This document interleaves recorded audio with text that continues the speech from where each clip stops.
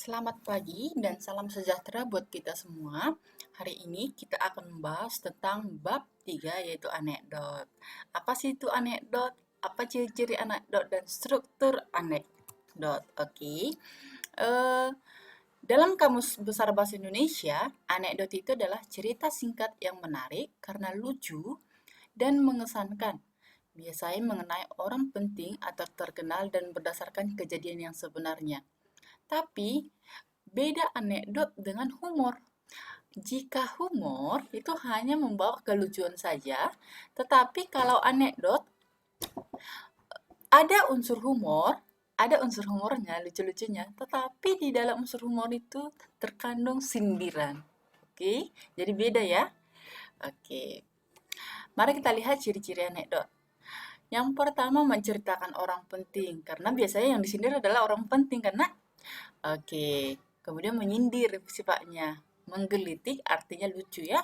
Mengandung humor. Memiliki tujuan tertentu. Kenapa dia membuat humor? Karena ada tujuannya tertentu. Sifatnya menyindir ya kan?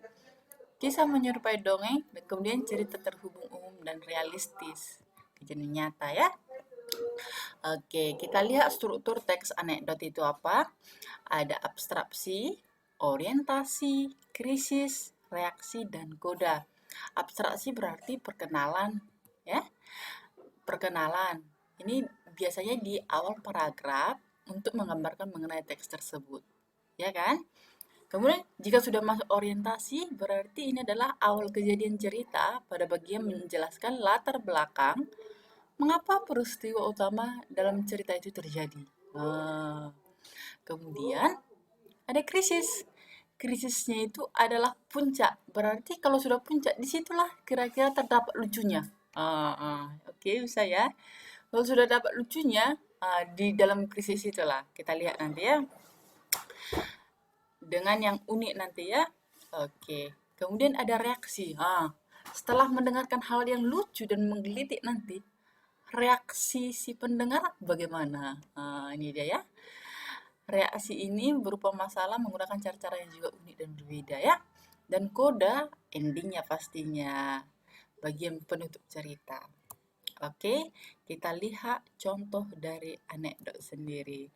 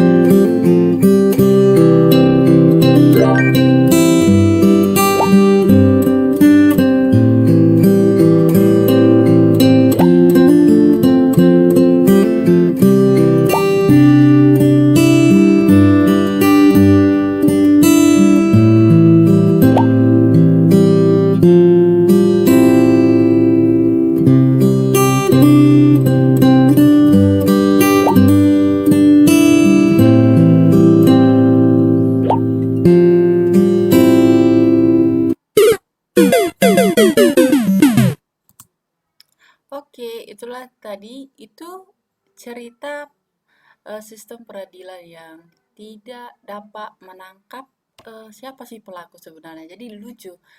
Sebenarnya eh, itu mengkritik bahwa negara kita atau ya sistem peradilan tidak menangkap yang betul-betul yang harus ditangkap gitu, salah sasaran gitu kira-kira ya. Oke, atau bisa juga kita lihat contoh ini.